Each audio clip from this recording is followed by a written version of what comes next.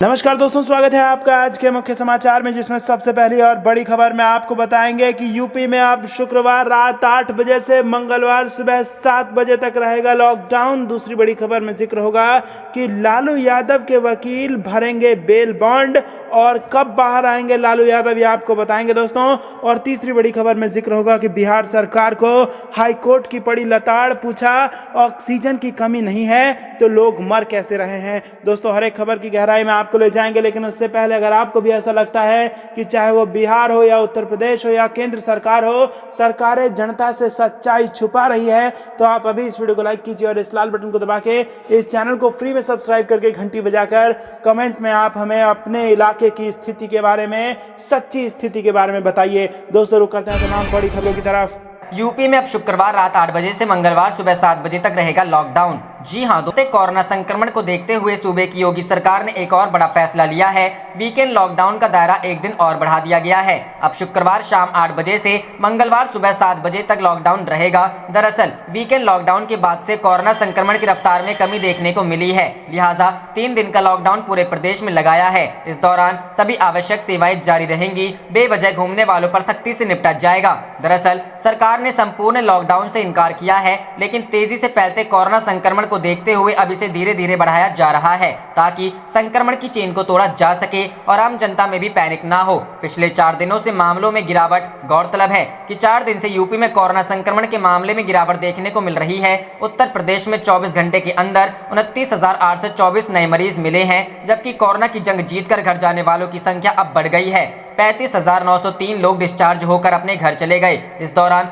266 मरीजों की मौत हुई है। अपर मुख्य सचिव अमित मोहन प्रसाद ने बताया कि पिछले 24 घंटे में प्रदेश में कोविड के 29,824 नए मामले सामने आए हैं और 35,903 लोग डिस्चार्ज हुए। यह लगातार चौथी बार है जब कोरोना संक्रमण के मामले में गिरावट देखने को मिली है। इतने लोगों को लगी वैक्सीन। मंगलवार को प्रदेश में 1,86,588 सैंपल्स की जांच की गई। अब तक प्रदेश में कुल 4,03,28,141 सैंपल टेस्ट किए गए। प्रदेश में वैक्सीन की पहली डोज अब तक 99,75,626 लोगों को दी जा चुकी है। वैक्सीन की दूसरी डोज अब तक 21,13,088 लोगों को दी जा चुकी है। रुख करते हैं अगली खबर की तरफ। लालू यादव के वकील आज भरेंगे बेल बॉन्ड, जाने पूर्व सीएम कब हो सकते हैं कस्टडी से बाहर। जी हां दोस्तों, चारा घोटाला मामले में सजायाफ्ता पूर्व मुख्यमंत्री लालू प्रसाद यादव के लिए राजधानी रांची से राहत भरी खबर है। दरअसल राजधानी रांची के सीबीआई अदालत में लालू यादव की रिहाई से संबंधित रिलीज ऑर्डर के लिए बेल बॉन्ड फर्निश कर दिया गया है। जानकारी के अनुसार बची हुई अन्य प्रक्रिया पूरी होने के बाद लालू यादव कस्टडी से बाहर होंगे। इस मामले की जानकारी देते हुए राष्ट्रीय जनता दल के झारखंड अध्यक्ष अभय सिंह ने बताया कि लालू यादव के अधिवक्ता की तरफ से बेल बॉन्ड भरा जा चुका है और इसके बाद कुछ और प्रक्रिया बची है। इन प्रक्रिया के पूरे होते ही बिहार के पूर्व सीएम के लिए रिलीज ऑर्डर जारी कर दिया जाएगा। आरजेडी झारखंड अध्यक्ष अभय सिंह को उम्मीद है कि जल्द लालू प्रसाद यादव कस्टडी से बाहर होंगे। यह भी संभावना है कि आज कागजी प्रक्रिया पूरी होने के बाद कल 30 अप्रैल को लालू यादव कस्टडी से बाहर आ सकते हैं। बार काउंसिल ऑफ इंडिया के निर्देश के बाद शुरू हुई प्रक्रिया।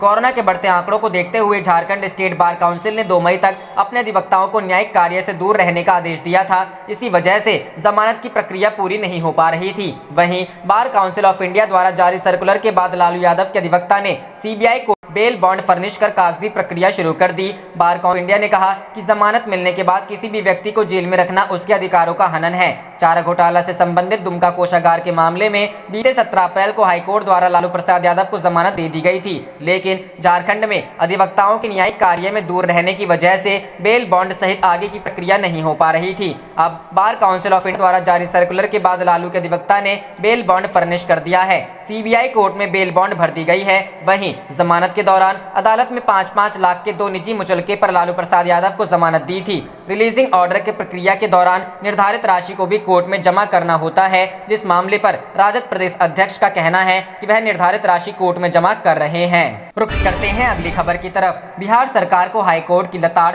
पूछा ऑक्सीजन की कमी नहीं तो लोग कैसे मर रहे हैं। जी हां दोस्तों, कोरोना संकट के बीच पटना हाईकोर्ट अस्पतालों में ऑक्सीजन की कमी, स्वास्थ्य व्यवस्था और सरकार के एक्शन प्लान को लेकर लगातार सुनवाई कर रहा है। रिपोर्ट में बताया गया है कि IGIMS, PMCH और मेदांता अस्पताल में बेड खाली पड़े हुए हैं। मेदांता अस्पताल तो अब तक शुरू भी नहीं हो पाया है। ऑक्सीजन की सप्लाई सही ढंग से न होने की वजह से अस्पताल मरीजों को भर्ती नहीं कर पा रहे। रिपोर्ट को देखने के बाद जस्टिस CM सिंह की खंडपीठ ने बिहार सरकार को जमकर फटकार लगाई। ऑक्सीजन की कमी पर हैरानी जताते हुए कोर्ट ने कहा कि दुख की बात है कि केंद्र सरकार की तरफ से निर्धारित 194 मीट्रिक टन ऑक्सीजन में से राज्य सरकार महज 90 मीट्रिक टन ऑक्सीजन ही उठाव कर पा रही है। फिर भी सरकार दावा कर रही है कि अस्पतालों में ऑक्सीजन की कमी नहीं है। पटना हाईकोर्ट ने सरकार के दावों को खारिज करते हुए कहा कि अस्पतालों में ऑक्सीजन की कमी है। कोर्ट ने पूछा कि अगर ऑक्सीजन है तो फिर उसकी कमी से मरीजों की मौत कैसे हो रही है। कोर्ट ने निर्देश दिया कि केंद्र सरकार की ओर से तय 194 मीट्रिक टन ऑक्सीजन का उठाव राज्य सरकार सुनिश्चित करें। पटना हाईकोर्ट में सुनवाई के दौरान ये भी बताया गया कि बिहार के अस्पतालों ने 46,000 से ज्यादा डॉक्टरों के पद खाली हैं, जिस पर हाईकोर्ट ने हैरानी जताई और पूछा कि इतने सालों से सरकार क्या कर रही थी। रुख करते हैं अगली खबर की तरफ। बीजेपी सांसद साक्षी महाराज के लापता होने की पोस्ट सोशल मीडिया पर वायरल, लोगों ने किए ये कमेंट। जी हां दोस्तों, सोशल मीडिया पर बीजेपी के फायर ब्रांड नेता और उन्नाव के सांसद साक्षी महाराज लापता हो गए हैं। इस पर उन्नाव के रहने वाले एक फेसबुक यूजर अमन त्रिपाठी पोस्ट डाली है। पोस्ट में कहा गया है कि सांसद के कहीं भी मिलने पर सूचना उन्नाव कोतवाली में दी जाए। वहीं फेसबुक पर किए गए इस पोस्ट के वायरल होते ही लोग जमकर शेयर और कमेंट कर रहे हैं, जहां लोग अपने तरीके से सांसद के विषय में बात कर रहे हैं और जमकर मजे ले रहे हैं। अमन त्रिपाठी की पोस्ट पर तमाम शेयर और कमेंट आ रहे हैं, जहां लोग अपने अपने तरीके से सांसद के विषय में बात कर रहे हैं। वहीं शिवम आजाद ने कमेंट में लिखा कि इनको सिर्फ मीडिया के सामने भाषण देना आता है। तो वहीं शोभित गुप्ता लिखते हैं, मेरे महाराज आएंगे, जमीन की छाती चीर के आएंगे, आसमान का सीना फाड़ के आएंगे, बस कोरोना खत्म होने दो। वहीं प्रसून तिवारी लिखते हैं, बाबा को अपनी सुरक्षा की बहुत चिंता रहती है, Z+ सुरक्षा चाहिए, लेकिन जब जनता की सुरक्षा की बात आती है तो बाबा हरिद्वार चले जाते हैं। रुख करते हैं अगली खबर की तरफ। उत्तर प्रदेश में बढ़ रहा कोरोना का खौफ, लॉकडाउन लगाने से क्यों डर रही है योगी सरकार। जी हां दोस्तों, कोरोना संक्रमण की दूसरी लहर में उत्तर प्रदेश के हालात भी बेकाबू होते जा रहे हैं, लेकिन इसके बावजूद यूपी की योगी आदित्यनाथ सरकार राज्य में लॉकडाउन लगाने से आखिर क्यों कतरा रही है। आमतौर पर न्यायपालिका अक्सर किसी कमी पर सरकारों को फटकारती है, लेकिन इलाहाबाद हाईकोर्ट की खंडपीठ ने तो आज हाथ जोड़कर सरकार से विनती की है कि वह राज्य में लॉकडाउन लगाने के बारे में गंभीरता से सोचे। हालांकि सरकार की तरफ से फिलहाल कोई भरोसा नहीं दिया गया है। ऐसा लगता है यह कार्यपालिका बनाम न्यायपालिका के बीच अहम के टकराव का मामला बनता जा रहा है, क्योंकि इसी मुद्दे पर यूपी सरकार सुप्रीम कोर्ट से अपने पक्ष में यह आदेश हासिल कर चुकी है कि लॉकडाउन लगाने का अधिकार सिर्फ सरकार को है और यह न्यायपालिका के दायरे से बाहर है। चूंकि यूपी में कोरोना के मामले बेहद तेजी से बढ़ रहे हैं और पिछले 24 घंटे में 30,000 से ज्यादा केस सामने आए हैं। ऐसे में सूबे का हाई तमाशबीन बनकर चुप कैसे रह सकता है। आखिर अदालत में बैठे जज भी तो इंसान ही हैं, जो आम लोगों की तरह ही मौत का तांडव देख पड़ रहे हैं। ऐसे में हाईकोर्ट के न्यायाधीश जस्टिस सिद्धार्थ वर्मा की खंडपीठ ने आज इस मामले की सुनवाई करते हुए न सिर्फ अपना मानवीय चेहरा पेश किया, बल्कि परंपरा से हटकर यह भी जता दिया कि वे इस मामले में सरकार के साथ किसी भी तरह के टकराव के मूड में नहीं है। जस्टिस वर्मा ने राज्य सरकार के वकील की तरफ मुखातिब होते हुए हाथ जोड़कर कहा, मैं फिर से अनुरोध करता हूं, अगर राज्य में हालात नियंत्रण में नहीं है तो 2 सप्ताह का लॉकडाउन लगाने में देर ना करें। जज ने आगे कहा कि कृपया अपनी नीति निर्माताओं को इसका सुझाव दें। हमें लगता है कि चीजें नियंत्रण के बाहर हो चुकी हैं। संक्रमण की चेन तोड़ने के लिए जब देश के लगभग सभी राज्यों ने लॉकडाउन को एक कारगर हथियार के रूप में इस्तेमाल किया है, ऐसे में यूपी सरकार की जिद न सिर्फ समझ से बाहर है, बल्कि पूरे प्रदेश की जनता को जानबूझकर महामारी की तरफ ढकेलने के अत्याचार जैसा ही है। देश का शायद ही कोई डॉक्टर या विशेषज्ञ ऐसा होगा जिसने संक्रमण पर काबू पाने के लिए लॉकडाउन लगाने की वकालत ना की हो। सियासत से जुड़े किसी मामले में सूबे का मुखिया अगर अपनी मनमर्जी करता है तो समझा जा सकता है, लेकिन यहाँ तो सवाल उस महामारी से जुड़ा है जहाँ पर जहान को संभालने से पहले जान बचाना जरूरी है।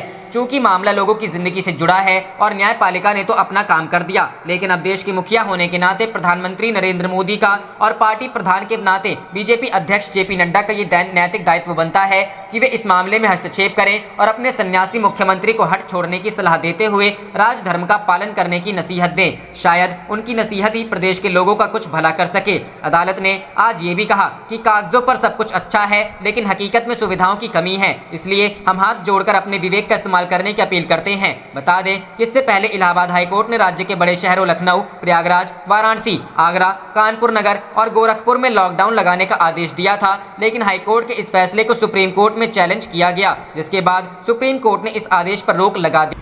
बढ़ते हैं अगली खबर की तरफ। बिहार, अब शाम को 4 बजे तक ही खुलेंगी दुकानें, शादी में केवल 50 लोग ही हो सकेंगे शामिल, जाने नई पाबंदियां। जी हां दोस्तों, बिहार में बढ़ते कोरोना मामलों को देखते हुए नीतीश कुमार सरकार ने लॉकडाउन तो नहीं लगाया, लेकिन कई पाबंदियां लगा दी हैं। मुख्यमंत्री के नेतृत्व में क्राइसिस मैनेजमेंट ग्रुप के साथ आज हुई अहम बैठक में इसका फैसला लिया गया। इसके अनुसार भीड़ को कम करने के लिए पूरे राज्य में धारा 144 लागू की जाएगी। अब दुकानें शाम को 6 बजे तक ही खुलेंगी, वहीं शाम के 6 बजे से सुबह 6 बजे तक नाइट कर्फ्यू लागू रहेगा। इसके अलावा शादी में 50 तो अंतिम संस्कार में केवल 25 लोग शामिल हो सकेंगे। 4 बजे बंद हो जाएंगी सभी दुकानें। कोरोना के बढ़ते प्रकोप को देखते हुए सरकार ने दुकानों को बंद करने के समय में बदलाव किया है। गुरुवार से सभी दुकानें 4 बजे ही बंद हो जाएंगी। बुधवार को हुई आपदा प्रबंधन समूह की बैठक में लिए गए निर्णय के तहत यह तय किया गया है। किसी भी परिस्थिति में 4 बजे के बाद दुकानें नहीं खुली रहेंगी। जिलाधिकारियों पर होगी भीड़ को नियंत्रित करने की जिम्मेदारी। आपदा प्रबंधन विभाग के प्रधान सचिव प्रत्यय अमृत ने बताया कि जिला प्रशासन यह सुनिश्चित करेगा कि कहीं भी भीड़ भाड़ ना हो। उसके लिए वह क्षेत्रवार या मोहल्लावार दुकानों को वैकल्पिक तौर पर खोलने या बंद करने का आदेश दे सकते हैं। जिलाधिकारी दुकानों के कहीं और स्थानांतरण कर भी निर्णय ले सकते हैं। मसलन सब्जी बाजार में भीड़ होने पर ऐसा निर्णय लिया जा सकता है। जिलाधिकारी यह सुनिश्चित करेंगे कि किसी भी स्थिति में कहीं भी भीड़ भाड़ ना हो। उन्हें यह पूरा अधिकार होगा कि वह दुकानों को वैकल्पिक दिनों में खोलने का आदेश दे। सरकार की मंशा साफ है कि भीड़ भाड़ को रोका जाए ताकि कोरोना का फैलाव ना हो। बिहार में शाम 6 बजे से 12 घंटे का कर्फ्यू सरकार ने अब शाम 6 बजे से सुबह 6 बजे तक यानी 12 घंटे का कर्फ्यू लगाने का निर्णय लिया है। अब तक रात 9 बजे से सुबह 6 बजे 9 घंटे तक का ही कर्फ्यू लगा था। सरकार का यह आदेश 29 अप्रैल से प्रभावी होगा, जो 15 मई तक लागू होगा। संशोधित आदेश में शादी समारोह व अंतिम संस्कार में भी शामिल होने वालों की संख्या में पहले की तुलना में और कमी की गई है। वहीं शादी समारोह में अब अधिकतम 50 व्यक्ति शामिल हो सकते हैं। अंतिम संस्कार के लिए यह संख्या 20 तक सीमित की गई है।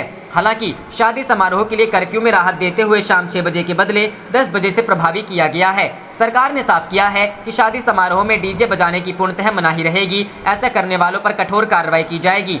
आज से रहेंगी ये पाबंदियां। दुकानें शाम 6 की बजाय 4 बजे बंद हो जाएंगी। रात्रि कर्फ्यू अब शाम 6 बजे से सुबह के 6 बजे तक रहेगा। पहले रात 9 से सुबह 6 बजे तक था। विवाह समारोह में 50 और अंतिम संस्कार में 20 व्यक्ति तक शामिल हो सकते हैं। विवाह समारोह के लिए रात्रि कर्फ्यू 10 बजे से प्रभावी होगा। विवाह समारोह में डीजे बजाने पर पूरी तरह से प्रतिबंध होगा। जिला प्रशासन क्षेत्रवार दुकानों को खोलने का आदेश दे सकता है। सरकारी और गैर सरकारी कार्यालय 25% उपस्थिति के साथ काम करेंगे। आवश्यक सेवाओं से संबंधित कार्यालयों को छोड़कर सरकारी और गैर सरकारी सभी कार्यालय शाम 4 बजे बंद हो जाएंगे। जिला प्रशासन तय करेगा कंटेनमेंट जोन। यहां इन प्रतिबंधों के अलावा सब्जी, फल, मांस, मछली, किराना एवं दवा दुकानों को छोड़कर अन्य दुकानों को बंद करने के लिए सक्षम होंगे। आप देख रहे थे आपका अपना चैनल जय हिंद जय भारत।